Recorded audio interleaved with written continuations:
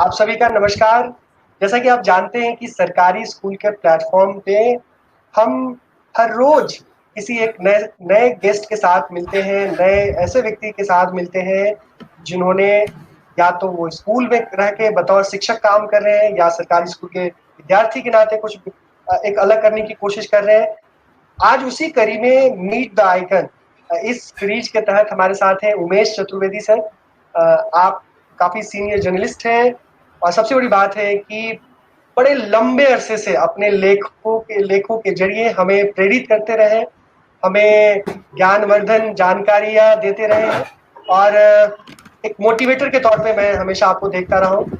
सबसे ख़ास बात है कि आप भी सरकारी स्कूल से पढ़े हैं और उत्तर प्रदेश के सरकारी स्कूल से जो दिल्ली तक की यात्रा रही, एक लंबी यात्रा आपने देखा है, देश के राजनीतिक, सामाजिक इतिहास को भी देखा है।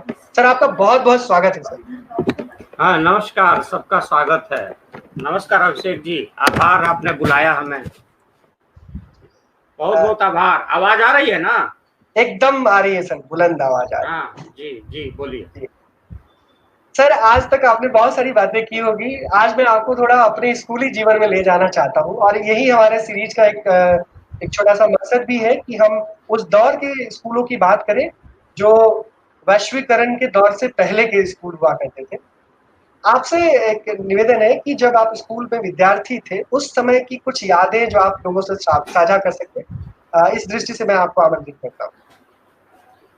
और देखिए, यादों का तो आपने एक तरह से अंतहीन जो पिटारा है उसकी एक तरह से क्या कहें बैक बटन दबा दिया है और उसकी वजह से क्या है कि मैं क्या छोड़ूं और क्या याद करूं, ये मतलब मेरे लिए असमंजस की दुविधा की स्थिति हो गई है। लेकिन मैं इतना कह सकता हूं कि ये बारिशों का मौसम है और हम लोग जब स्कूल में पढ़ते थे तो बारिश में कई बार भीगते हुए जाते थे, कई बार रास्ते में पानी भी लगा होता था, जाम होता था, उसमें भी हम एक तरह से गुजरते थे। लेकिन हमने उस दौर में कभी भी जो स्टूडेंट लाइफ हमारी रही है, जो छात्र जीवन रहा है, खासतौर पर प्राइमरी स्कूल और मिडिल स्कूल का, हमने सरकारी विद्यालयों में तो मेरी पूरी पढ़ाई हुई है, कक्षा 1 से लेकर के और एमए करने तक, दूसरा एमए भी करने में भी वो भी सरकारी विश्वविद्यालय रहा और भारतीय जनसंचार संस्थान जहाँ से मैंने पत्रकारिता का डिप्लोमा लिया वो भी सरकारी ही है। तो मेरी पूरी शिक्षा सरकारी तंत्र में हुई है। लेकिन मुझे गौरव इस बात का है और मेरा बहुविध अनुभव है कि हमने बोरा चट्टी वाला स्कूल जिसको बोलते हैं हम लोग अपने भोजपुरी और पूर्वी उत्तर प्रदेश की भाषा में टाट पट्टी वाला स्कूल, वहां से ले करके और हमने देश के बल्कि एशिया के सर्वोच्च और सर्वोत्तम माने जाने वाले पत्रकारिता इंस्टीट्यूट में पढ़ाई की है। तो बहुविध अनुभव है, लेकिन स्कूली जीवन का अनुभव जो है वो अद्भुत है। हमारा स्कूल जो है वो बिल्कुल कच्ची फर्श का स्कूल आज भी है, गांव में वैसा ही है, बल्कि पहले की स्थिति में तुलना में आज उसकी स्थिति बहुत खराब हुई है। लेकिन हम लोग उसी स्कूल में एंजॉय करते थे, एक तरह से आनंद की अनुभूति करते थे, हम जिंदगी जीते थे और जिंदगी जीना खासतौर पर मतलब वो 3-5 वाली जिंदगी तो हमारे स्कूल ने नहीं सिखाया, लेकिन हमें जो जिंदगी के जो फलसफे हैं और खासतौर पर जो ज्ञान के फलसफे हैं उस स्कूल ने इतना जबरदस्त पढ़ाया कि मैं आपको बताऊं कि जब आज के दौर में भी जब हमारे भी बच्चे हैं और वो पब्लिक स्कूलों में यहाँ दिल्ली में पढ़ते हैं, दिल्ली पढ़े हैं, पढ़ते हैं, तो उनसे जब मेरी चर्चा होती है खासतौर पर कुछ विषयों को लेकर के, कुछ जानकारियों को लेकर के, तो हमारे बच्चे बड़ा आश्चर्य करते हैं कि कब पढ़ा था। हम बताते हैं कि हम तो ये प्राइमरी स्कूल में अपनी प्राथमिक पाठशाला में पढ़े थे और वही गुरु हमको पढ़ाते थे ये सामाजिक विज्ञान भी, जो हमें हिंदी पढ़ाते थे, जो हमें भाषा पढ़ाते थे, जो विज्ञान पढ़ाते थे और जो गणित पढ़ाते थे। तो हमारा गुरु भी आज की तरह एक्सपर्टाइज नहीं होता था, इसके बावजूद उन्होंने हमें बहुत सारी चीजें बताई। तो मतलब अभिषेक जी, कहना यह है कि हम क्या छोड़ें और क्या याद करें, खासतौर पर इस छोटी सी बातचीत में हमारे लिए बड़ी दुविधा की स्थिति है। लेकिन मैं इतना जरूर कहूंगा, उन्होंने हमारे गुरुओं ने और हमारे उसी टाटपट्टी के स्कूल ने हमारे जो ज्ञान की भूमि है, हमारे जो ज्ञान का आधार है, जो हमारा जो शुरुआती दौर में एक तो ज्ञान के प्रति जो ललक होनी चाहिए थी, उस ललक को बनाने में, उस आधार को मजबूत करने में और उसको आगे बढ़ने के लिए दिशा देने में महत्वपूर्ण भूमिका निभाई है। अभिषेक जी। बिल्कुल, और ये काफ़ी महत्वपूर्ण चीज़ है। मेरा ये भी होगा कि थोड़ा आप ये भी बताएँ कि जिस स्कूल में आप पढ़े हैं उसका नाम लेते हुए, बताते हुए, कौन से ऐसे शिक्षक थे जो आपको सबसे यूं कहें कि फेवरेट टीचर थे आप? हाँ, देखिए, मेरे पिताजी खुद एक सरकारी अध्यापक थे। 2018 में उनका निधन हो गया। उन्होंने कुछ दिनों तक तो अपने साथ के पड़ोस के गांव में वो पढ़ाते थे, तो वहाँ भी हमें 2-3 साल तक खुद ले गए थे। और मेरी जो स्कूली शिक्षा जो हुई है, उसके पहले जो घरेलू शिक्षा हुई है, चूँकि मैं अध्यापक का बेटा हूँ, तो मेरे पिता ने शुरू की थी। तो मेरे तो जीवन में कहें या नस-नस में पूरा सरकारी शिक्षण ही व्याप्त है, उसकी धार बह रही है। तो मेरा जो प्राथमिक विद्यालय था, अगर देखें तो मैंने कक्षा 1 से लेकर के 2 तक की पढ़ाई अपने गाँव के, जो हमारा गाँव है उत्तर प्रदेश के बलिया जिले में, उस बलिया जिले की प्राथमिक पाठशाला होती थी। उस गाँव का नाम है बघांव, उसको हम लोग बोलते थे प्राथमिक पाठशाला बघांव। और आप ताज्जुब करेंगे कि वो 1904 या 5 में स्थापित गाँव था, और वो स्कूल था। उस पाठशाला में आस-पास के कम से कम 4-5 किलोमीटर के रेडियस के, सराउंडिंग के लोग पढ़े थे, खासतौर पर हमारे पिताजी की पीढ़ी के लोग। तो मैं उस पाठशाला में कक्षा 2 तक पढ़ा। उसके बाद तीसरी चौथी की पढ़ाई मेरी मेरे पिताजी के साथ पड़ोस के गाँव के प्राथमिक पाठशाला में हुई। उसके बाद फिर 5वीं की पढ़ाई फिर अपने गाँव की पाठशाला में हुई। फिर 6वीं 7वीं और 8वीं जो हम लोग मिडिल स्कूल कहते थे, या उच्च प्राथमिक विद्यालय कई राज्यों में कहा जाता है, वो सहतवार एक कस्बा है बलिया जिले में, वहाँ हुई। उसके बाद 9वीं 10वीं तक की जो स्कूली शिक्षा में ही जोड़ा जाता है, वो हमारे गांव के पास में एक और हाई स्कूल है चितौनी का, वहाँ हुई। तो मेरी पूरी पढ़ाई एक तरह से आप देखेंगे तो सरकारी विद्यालय में ही हुई है। अभिषेक जी, एक जो सबसे इम्पोर्टेंट चीज जो मैं आपसे जानना चाहता हूँ कि जैसे आपने बताया कि पहले के जो स्कूल थे उस समय का जो आपका शिक्षण कार्य हुआ, आपने जो पढ़ा, शिक्षा का जो भी गतिविधियां हुई स्कूल में, वो आज भी आपको याद है। उस समय के स्कूल की कुछ ऐसी रोचक घटनाएं जो आपको आज भी याद करके देखो ना कि मन खुश हो जाता है, ऐसी कुछ चीजें आप शेयर कर सकते हैं? देखिए, जो हमारी चूँकि प्राथमिक शिक्षा जो हुई है वो 1986 की जो शिक्षा नीति है उसके पहले तक की नीति के हिसाब से हुई है। तो आप देखेंगे कि कमोबेश जो उसके पहले तक की सरकारी शिक्षा है, और बल्कि आज जितने भी लोग, चाहे वो राजनीति की दुनिया में हैं, चाहे वो प्रशासन की दुनिया में जो शीर्ष पर हैं, उसी शिक्षा व्यवस्था से, उसी नीति से पढ़ के आए हैं, और ज़्यादातर सरकारी विद्यालयों से पढ़ कर के ही आए हैं। तो उस दौर की शिक्षा व्यवस्था पर आप देखेंगे, और आप तो खासतौर पर शिक्षा पर बहुत काम किए हैं, जो 1935 में गांधी जी ने वर्धा समिति बनाने के पहले एक शिक्षा का आधारभूत ढांचा तैयार करने के लिए खुद ही रात भर में एक दस्तावेज तैयार किया था, जिसमें हस्त उत्पाद की ज़्यादा, कृषि, बागवानी सब की पर बड़ा जोर था। तो उस शिक्षा नीति के तहत हमारी जो पढ़ाई हुई है, तो हम प्राथमिक नहीं बल्कि उच्च प्राथमिक विद्यालय तक की हमारी पढ़ाई रही है। तो उसमें कहीं न कहीं एक जो व्यवस्था थी कि बच्चों को हस्तकला का, कृषि का, बागवानी का, इसका भी शिक्षण होना चाहिए, इसका भी पाठ पढ़ाया जाना चाहिए, और इसका व्यावहारिक पाठ पढ़ाया जाना चाहिए। मुझे उस दौर की बातें बहुत याद आती हैं, जैसे हमें मिट्टी का गिलास बनाने को सिखाया जाता था, तो हम लोग जाते थे बगल के गड्ढे में से जा कर के मिट्टी बड़ी चुन के लाते थे, उससे मिट्टी का गिलास का एक जो कहें कि एक खांचा बनाते थे, शेप बनाते थे, उससे बनाने की कोशिश करते थे।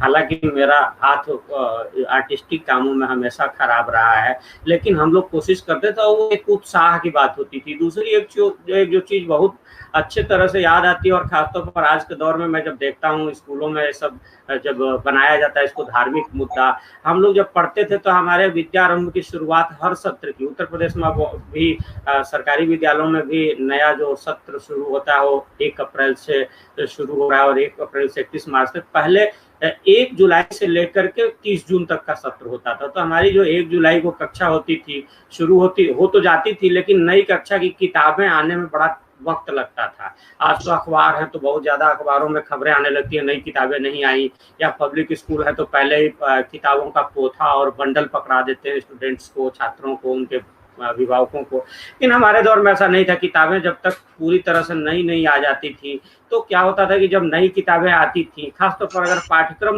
बदला गया हो तो उस समय नई किताब की जरूरत होती थी। अन्यथा गांव में क्या होता था कि हर वरिष्ठ छात्र अपने जूनियर छात्र को, जिसको जानता था, उसको अपनी किताबें ट्रांसफर कर देता था, और हम उससे पढ़ाई करते थे। तो जब नई किताबें आती थी या नए कक्षा सत्र की शुरुआत होती थी, तो सरस्वती पूजा होती थी। और आप जानते हैं हमारे यहाँ देवी वाग देवी कही जाती हैं, वाग मतलब बुद्धि की देवी। तो सरस्वती पूजा का उल्लास बड़े जोर शोर से होता था। हम लोग फूल चुनने के लिए बच्चे होते थे। मैं थोड़ा कमजोर था, आज आप मुझे थोड़ा मोटा ताजा देख रहे हैं, मैं मतलब बहुत दिनों तक तो दुबला पतला था, अपने कक्षा में भी बड़ा छोटा था, कमजोर था। तो मैं इस मामले में थोड़ा पिछड़ता था। तो मेरे चचेरे भाई लोग जो मुझसे बड़े थे वो लोग हमको सरपरस्ती देते थे, फूल चुनते थे। हम लोग कहाँ कहाँ से फूल लाते थे। इसमें जो सबसे मार्के की बात यह है अभिषेक जी, तो उसमें हमारे साथ मुस्लिम बच्चे भी जो पढ़ते थे वो भी सरस्वती पूजा करते थे। वो भी उसी तरह से अगरबत्ती जलाते थे, वो भी उसी तरह से किताब की पूजा करते थे। आज का अगर दौर हो तो शायद हम जिस तरह से खांचे में बांट दिया गया है वो चीजें बढ़ जाएंगी। और हम अपने गुरु को पंडित जी कहते थे। और हमारे साथ जो पढ़ने वाले मुस्लिम समुदाय के भी छात्र थे, एक दो छात्र तो सिख समुदाय के भी थे, संयोग से वो हमारे यहाँ कुछ कस्बे में कोल्ड स्टोरेज वगैरह था तो उसमें एक दो लोग थे, वो भी पंडित जी करते थे। और उनको भी पूजन पाठ में कोई किसी चीज की दिक्कत नहीं होती थी। हम जैसा कि अक्सर होता है बचपन में कि हम लड़ाइयाँ भी हमारी होती थी, हमारी दोस्ती भी होती थी। हम बारिश में बड़ा जबरदस्त, खास तौर पर जब छुट्टी होती थी तो हम छुट्टी को बारिश में, जब छुट्टी हो जाती थी तो बारिश में लौटते वक्त उसको आनंद करते थे। मुझे लगता है आज के बच्चे इस तरह से आनंद नहीं कर पाते हैं। कुछ एक बच्चे जो हैं आप देखेंगे जब बारिश आती है तो दिल्ली के अखबारों में फोटो छपती है, खासतौर पर सड़कों पर कुछ तैरते हुए। कुछ हमारा भी ऐसा ही होता था, हम बड़ा आनंद लेते थे। हम लोग बारिश के दिनों में, हमारा मिडिल स्कूल हमारे घर से करीब 3.25 किलोमीटर दूर है। और जब हम मिडिल स्कूल में गए कक्षा 6 में तो हमारी उम्र शायद उस समय मतलब कक्षा 6 में गए होंगे तो 10 साल की रही होगी। आप अंदाज लगा लीजिए कि 10 साल का बच्चा आज के दौर में 3 किलोमीटर तो कहीं नहीं जा सकता, वो देहात में भी नहीं जा सकता। लेकिन हम लोग 3 किलोमीटर जाते थे पढ़ने के लिए।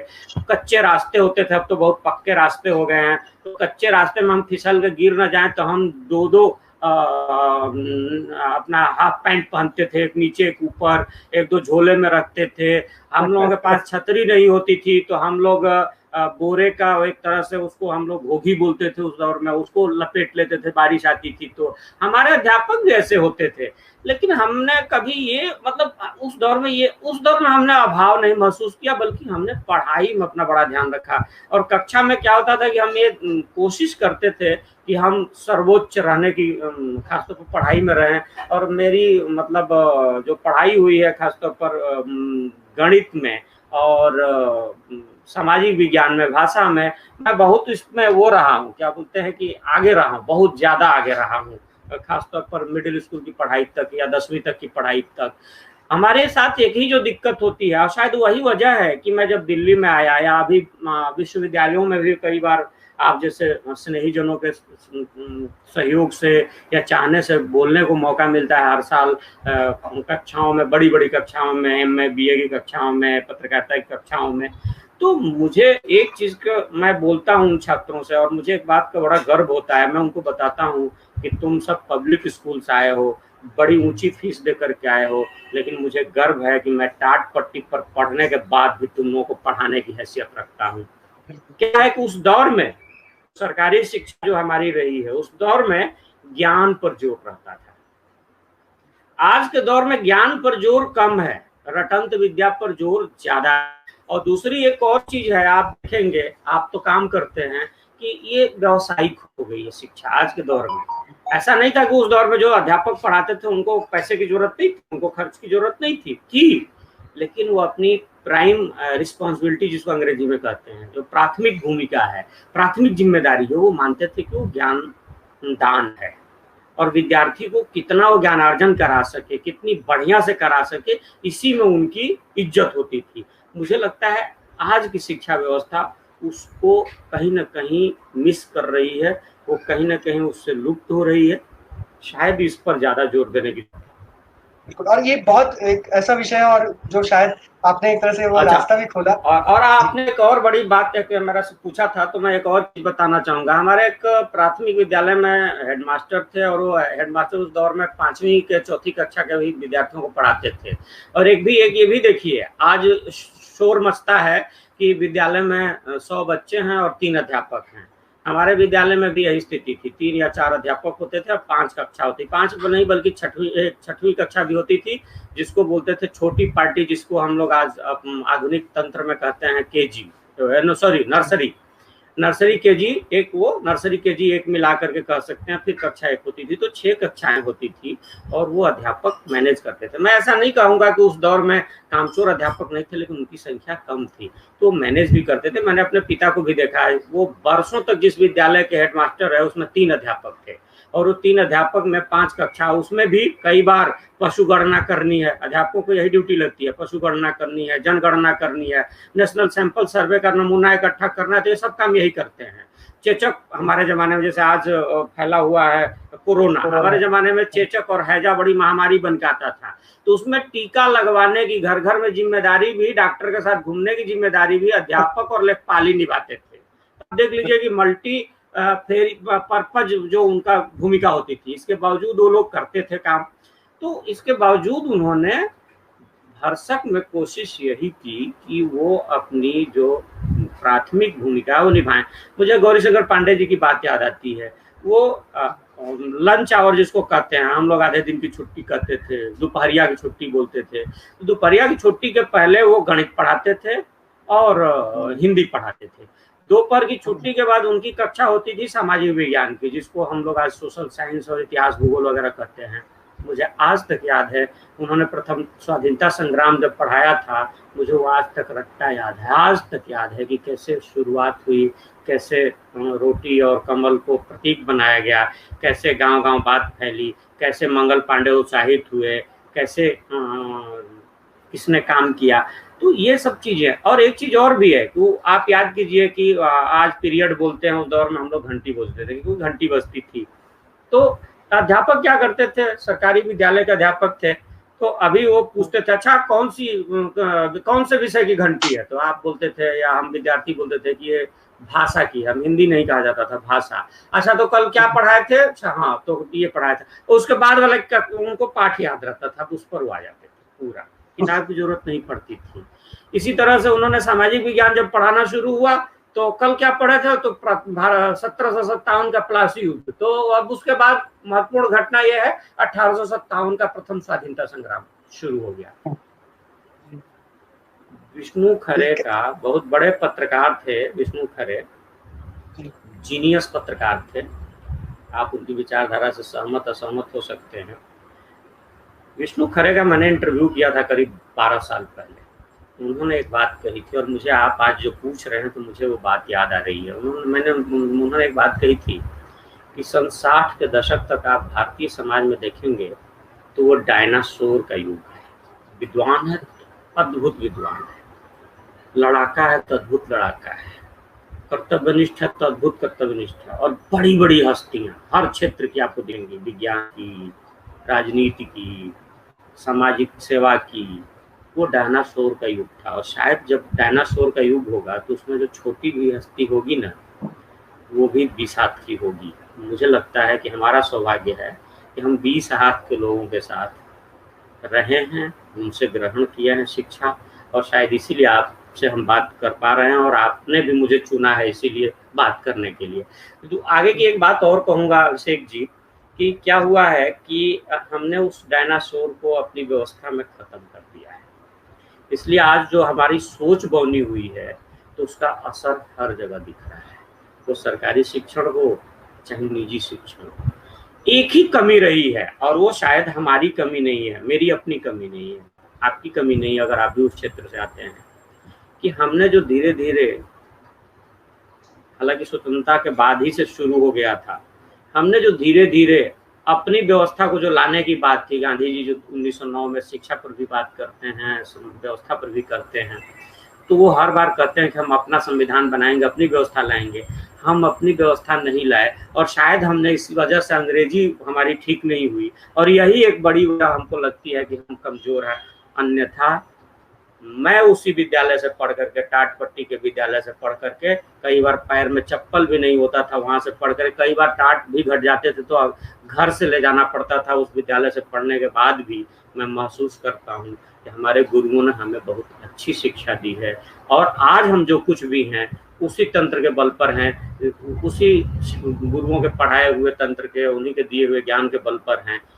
और उस स्कूल से जिसमें हमें तो फीस नहीं लगती थी, मैं अध्यापक का बेटा था, लेकिन जो फीस भी लगती थी किसी की, तो वो आप ताज्जुब करेंगे, वो 5 पैसे होती थी या 10 पैसे होती थी, कम से कम। ये काफी महत्वपूर्ण चीज है। और एक जो सबसे खास चीज है कि हमने आपके दौर के स्कूलों के बारे में जाना समझा। आप बड़े लंबे अरसे से, और मैं ऑनेस्टली बता रहा हूँ कि जब से आपसे परिचय भी नहीं हुआ था उससे पहले से भी आपके लेखों को पढ़ के हम बड़े हुए हैं। और कॉलेज जीवन में तो न जाने कितने सारे डिबेट और ऐसे कंपटीशन में रोज अखबारों में जो लेख छपते थे, निश्चित तौर से उसमें भी एक लेख आपका पढ़ने को मौका मिलता था। आप बहुत क्लोजली भी देख रहे हैं लोगों को, पत्रकारिता जीवन में भी आपने देखा है। ये जो स्कूल और समाज के बीच का जो रिश्ता है, या यूं कहें कि एक तरफ स्कूल और एक तरफ समाज ऐसा दिखता है अब, जो पहले इंटीग्रेट हुआ करता था, तो ये जो बदला हुआ रूप है, इसको आप किस तरीके से देखते हैं सर? अभिषेक, मैं थोड़ा आपसे प्रभावित रहता हूँ। आपने शिक्षा पर बहुत काम किया है और आपने पढ़ा होगा। 19वीं सदी तक आप देखेंगे तो भारतीय जो शिक्षा व्यवस्था है वो राज्य का विषय नहीं। राज्य का मतलब मैं स्टेट हुड से करता हूँ, मतलब सरकार से कर रहा हूँ। उसके पहले तक सरकार का विषय नहीं है। तो क्या होता था, वो समाज का विषय है। तो समाज क्या करता था कि अपने गुरु की, अपने अध्यापक की इज्जत करता था, और वो जानता था कि हमारे बच्चों को अगर हमारा गुरु संतुष्ट सुखी नहीं रहेगा, अपनी दैनंदिन चिंताओं से मुक्त नहीं होगा, तो बढ़िया से पढ़ा नहीं पाएगा। हाल के दिनों में भी रामायण और महाभारत का प्रसारण हुआ था, आपने उसमें देखा होगा गुरुओं की भूमिका क्या है, कि एक गुरु को देख करके किस तरह से मतलब उनकी प्रसिद्धि है, खासतौर पर द्रोणाचार्य की, कि कुएं में गिरे हुए गेंद को बिना किसी तीर धनुष के कैसे निकालता है गुरु। और ये खबर जब भीष्म को बताते हैं गुरु और पांडुपुत्र, तो वो कहते हैं कि जरूर द्रोणाचार्य किधर गुजरे हैं। मुझे लगता वो गुरु की खोज होती थी। समाज अपने गुरु को बहुत ध्यान रखता था। और आप देखिए, हमारी सभ्यता 5000 साल की कही जाती है, भारतीय सभ्यता। और आप देखेंगे कि ये सभ्यता खासतौर पर ये वैश्वीकरण के दौर के पहले तक इसका असर दिखता है। मैं अध्यापक का बेटा हूँ, मुझे पता है, मैंने मतलब वो देखा है। और आज के दौर में उसी गांव में मैंने देखा है कि अब वो स्थिति नहीं रही, कि मेरे पिता जहां जहां पढ़ाते रहे, चाहे कितने भी बड़े, आप जानते हैं हमारा समाज थोड़ा सा पूर्वी उत्तर प्रदेश बिहार का थोड़ा सा उदंड भी कई बार दिखता है, लेकिन बड़ा से बड़ा उदंड व्यक्ति भी अगर मेरे पिता अगर सामने आ गए तो चुप हो जाएगा। क्यों? इसलिए नहीं कि मेरे पिता बहुत प्रतापी थे, मेरे पिता उसको कुछ दंडित कर सकते थे, नहीं, वो अध्यापक थे और अध्यापक के प्रति एक सम्मान भाव था हमारे समाज में। इसीलिए आप देखते हैं हमारे घरों में क्या होता है, जब हम लोगों के शादी विवाह होता है, पता नहीं दिल्ली वाले कैसे करते हैं या बड़े महानगरों में, लेकिन गांव में जब शादी विवाह होता है, मुंडन जनेऊ होता है, तो सबसे पहले किसको निमंत्रण दिया जाता है? गांव के शिव मंदिर को, शिव जी को। दूसरा निमंत्रण गंगा जी को दिया जाता है। तीसरा निमंत्रण कुल पुरोहित को दिया जाता है। और चौथा किसको दिया जाता है? आज अब वो कम हो रहा है, गांव के विद्यालय के अध्यापक। ये क्यों होता था? क्योंकि समाज अपनी जिम्मेदारी समझता था और अध्यापक भी अपनी जिम्मेदारी समझता था। और वो रिश्ता आर्थिक नहीं था, अर्थ बेस्ड नहीं था, आर्थिक आधार पर केंद्रित नहीं था। इसीलिए आप देखेंगे कि हमने देखा अपने घर में भी कि हमारे यहाँ उत्तर प्रदेश में 5वीं और 8वीं ये दोनों बोर्ड परीक्षाएं होती थी। जैसे ही बोर्ड परीक्षा का वक्त आता था तो मेरे घर के बाहरी जो एक है या आप कमरा कह लीजिए, उसमें पुआल बिछ जाता था, दरी बिछ जाती थी, और बच्चे अपने घरों से खाना खा करके तो लालटेन लेकर के आते थे, बिजली नहीं होती थी। 5वीं के बच्चे, 8वीं के बच्चे आकर के वो पढ़ते थे, और पढ़ करके उन्होंने, हमारे पिताजी उनको फ्री पढ़ाते थे। ऐसा नहीं है कि उनको कोई पैसा देना होता था। तो इसी तरह से 8वीं में हम जब पढ़ते थे तो हमारे विद्यालय में ही, मिडिल स्कूल में ही 2 कमरों में, क्योंकि मिडिल स्कूल में 3 सेक्शन होते थे, 8वीं के कम से कम 120 बच्चे होते थे, तो पुआल बिछ जाता था। रात को बच्चे अपने घरों से खाना खा करके आते थे, रात भर पढ़ाई करते थे, सुबह का नाश्ता भी लेकर के आते थे, स्कूल में भी रहते थे, दिन में कोई उनके घर का खाना पहुंचाता था। और अध्यापक भी अपना घर व दरवाजा छोड़ करके वहीं रहता था। इसके लिए वो अलग से कोई चार्ज नहीं करता था। क्या आज के दौर में संभव है कोई पब्लिक स्कूल का, जिसको हम इतना अच्छा मानते हैं, अच्छा अध्यापक आपके बच्चे का अध्यापक आपके घर आकर के पढ़ा दे? और एक चीज़ और मैंने देखा है, मैं खुद, मेरी 2 बेटियां, एक तो अब निकल गई, एक दूसरी अभी भी पब्लिक स्कूल में है। पब्लिक स्कूल में बड़ा गलत सलत पढ़ाते हैं, और जब उनको डायरी वायरी में कमेंट लिखो तो बड़ा पहले तो रूथलेस व्यवहार करते हैं, बाद में जब उनसे अड़ो तो पूछते हैं कि बच्चों से कि तुम्हारे पिता क्या करते हैं, तो बताएंगे कि अच्छा पत्रकार हैं या लेखक हैं, तो तब संग रहते हैं। ये एक दौर है। मैं आपको बताऊं, जब हम लोग बीए पढ़ते थे तो मेरा एक पॉलिटिकल साइंस का, मैं वहीं बलिया में ही पढ़ा हूँ, सतीश चंद्र कॉलेज है, पॉलिटिकल साइंस के एक अध्यापक होते थे राजनीति विज्ञान के, शशांकधर पांडे जी ने, कभी मैंने उनको ना नोटबुक लेके देखा न कुछ देखा, और आंख बंद करके वो पढ़ाते थे सोवियत संघ का, अब तो सोवियत संघ रहा नहीं, सोवियत संघ का संविधान पढ़ाया जाता था। और वही दौर था जब गोरबाचोव का अंतर्राष्ट्रीय राजनीति में उदय हुआ था, और वो ग्लासनोस्त और पेरेस्ट्रोइका, खुलापन और सुधार, 2 चीजें लेकर के आए थे। अब ये है क्या, और ये पाठ्यक्रम में था। आप देखिए उस दौर में, आज का दौर होता तो अखबारों में हंगामा मच जाता कि छात्र क्यों देंगे एग्जाम, क्यों परीक्षा देंगे, लेकिन हमारे गुरु ने उस चुनौती को स्वीकार किया, और जानते हैं वो चुनौती में वो असफल भी रहे। इसके बावजूद फिर उन्होंने कक्षा में एक रखा कि इसको कैसे पढ़ा जाए। राज चेंगप्पा जी, जो आजकल फिर इंडिया टुडे के एडिटोरियल डायरेक्टर हो, उससे संवाददाता या कुछ होते थे, वो सोवियत संघ का दौरा किए थे, उस पर स्टोरी की थी, और इंडिया टुडे का वो अंक खरीद के हर बच्चों को पढ़ने को कहा गया, और उससे उन्होंने पढ़ाया। हम ऐसे गुरुओं से पढ़ेंगे, और वो सब सरकारी शिक्षण तंत्र में हुआ है। आप एक चीज़ और जोड़ना चाहूँगा, आपके सवाल थोड़ा मैं रोक रहा हूँ, माफ़ कीजिएगा। मैं 2 साल तक एक निजी विश्वविद्यालय में पढ़ाया हूँ, मैं नाम लेना उचित नहीं समझता। मैंने देखा कि they are only a money making entrepreneur. Institution मत करिए, एंटरप्रेन्योरशिप करिए। मैं इससे बड़ा असहमत होता हूँ। और आपने देखा है, मैंने डीम्ड विश्वविद्यालयों पर 10-12 लेख लिखे, क्योंकि मैं एक डीम्ड विश्वविद्यालय में काम किया, और मैंने देखा कि उनकी भूमिका पढ़ाना कम, अच्छी बिल्डिंगें दिखा करके बच्चों को ठगना ज़्यादा है। हम टाट पट्टी के स्कूल में बिना बिजली के पंखे वालों में पढ़े हैं, लेकिन हमें ज्ञान मिलता रहा है, हमें पढ़ाया गया है। और इसीलिए मैं हर बात पर कहता हूँ कि ये जो शिक्षा में जो उदारीकरण है, उससे थोड़ी दूरी बनाई जानी चाहिए।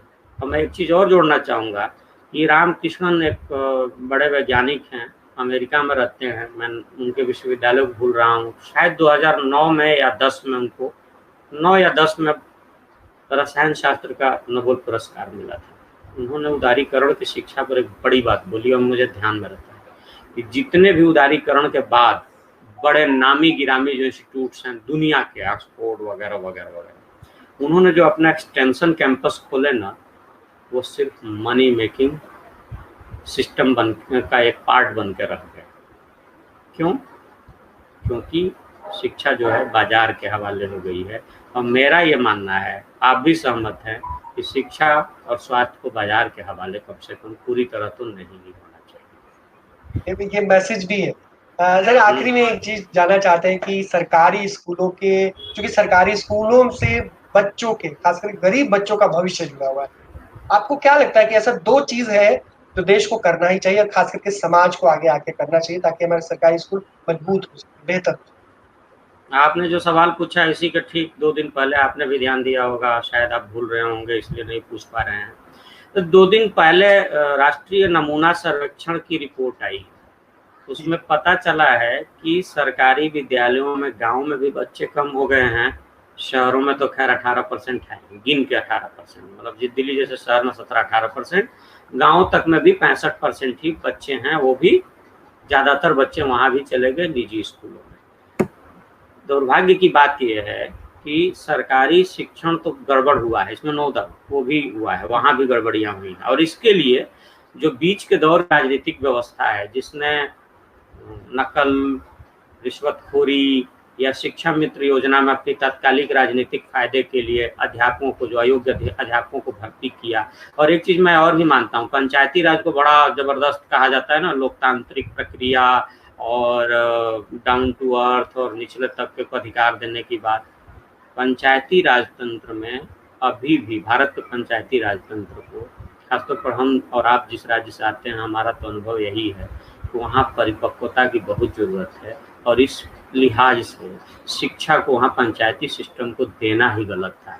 उन्होंने जो खासतौर पर ग्राम प्रधानों ने जिस तरह से शिक्षा मित्रों की भर्ती की है, आप देख लीजिए, वो कबाड़ा करने के लिए काफ़ी है।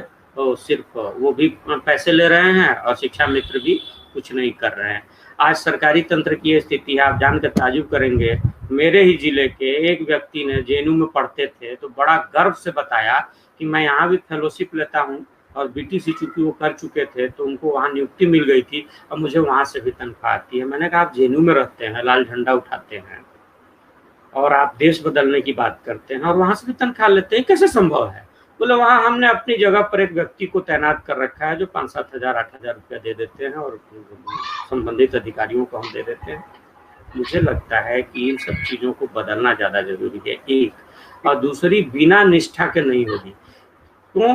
क्योंकि जो देहाती क्षेत्रों में जो नमूना सर्वे संकलन की रिपोर्ट आई है, उसमें आप देखेंगे कि देहाती क्षेत्रों में भी स्कूल है, तो खासतौर पर निजी, भले वो कहते हैं कि हम अंग्रेजी पढ़ा देंगे, ये है, वो भी पढ़ाई के मामले में, बच्चों को पढ़ाने के मामले में बहुत बुरी स्थिति में, बहुत अच्छी स्थिति में नहीं है। वो बहुत बढ़िया चीज़ें नहीं पढ़ा पा रहे हैं। और सरकारी विद्यालयों में तो अब मान लिया गया है कि हमें काम नहीं करना। वैसे तो भारत के संस्कारी तंत्र में एक ये पूरी व्यवस्था हो गई कि एक बार आपको नौकरी मिल गई तो फिर काम करना नहीं है, सुप्रीम कोर्ट तक लड़ना है, सस्पेंड भी होंगे तो कुछ भी करेंगे। मुझे लगता है ये हमारी जो नैतिक गिरावट आई है, इसकी भी एक बड़ी वजह है। तो लेकिन ये नैतिक गिरावट को रोकेगा कौन? मुझे लगता है कि ये ऊपर से राजनीतिक तंत्र ही रोक सकता है। वो दिखाए अपनी निष्ठा, वो दिखाए अपना कि कैसे हमको करना है, वो दिखाए कि हमें किस तरह से काम करना है, वो दिखाए कि हमें किस तरह से नैतिक चरित्र की सत्ता नीचे तक स्थापित करनी है। मुझे लगता है कि जब तक ऐसा नहीं होगा तब तक देश का आने वाली पीढ़ी का भला नहीं हो पाएगा। हाँ, अभिषेक जी, तो मुझे लगता है। Thank you so much sir. काफी ज्यादा थॉट प्रोवोकिंग रहा। और एक चीज, एक टीचर्स के कमेंट भी आए कि जो हमारे शिक्षा विभाग है उसमें बहुत सारे अच्छे लोग, खास इनफैक्ट की शिक्षा मित्रों में भी मैंने बहुत सारे लोगों के साथ काम किया। बहुत कई तरह की चीजें हैं, कई इसमें विषय है, लेकिन आपने जो अपने समय की यादें शेयर की, आपने अपने कंसर्न शेयर किए, बहुत अच्छा लगा। आपने समय निकाला सर। और निश्चित तौर से मुझे लगता है कि जो स्कूल और समाज के संबंधों के बारे में चर्चा की है वो हमारे लिए काफी फ्रूटफुल होगा। जो लोग इसको सुनेंगे उसको अपने यहाँ पे आजमाएंगे। आपने सर समय दिया, इसके लिए बहुत बहुत आभार। आखिरी में कुछ अगर कहना चाहते हैं तो प्लीज। मैं ये कहना चाहता हूँ कि एक मैं छोटा सा उदाहरण दूंगा। एक ना लिबरलाइजेशन को सपोर्ट करने वाली एक संस्था के यहाँ मैं कुछ दिनों तक जाने का मौका मिला, उन्होंने बुलाया। तो मैंने वहाँ कहा कि देखिए, वो बड़े उदारीकरण की शिक्षा के पैरोकार हैं। उनका ये कहना है जिस तरह से डायरेक्ट कैश ट्रांसफर हो रहा है उसी तरह से फीस कैश ट्रांसफर करो बच्चों के खाते में और वो पब्लिक स्कूलों में पढ़े। मुझे लगा कि ये भी एक भ्रष्टाचार का बहुत बड़ा अंदाज है। मुझे लगता है कि शिक्षा और स्वास्थ्य, ये जो दो विषय हैं, और अब मैं मतलब बड़ा लंबा हो जाएगा, छोटे में कहूँगा। पहले आप देखेंगे बड़े बड़े लोग भी पैसे कमाते थे। आप 30-40 साल पहले के देखेंगे, पैसे कमाने का उनका साधन कुछ और होता था, लेकिन वो शिक्षा, स्कूल खोलते थे तो पैसे कमाने के लिए नहीं खोलते थे, अस्पताल खोलते थे तो पैसे कमाने के लिए नहीं खोलते थे। और आप देखेंगे कि धर्मशाला भी बनाते थे तो पैसे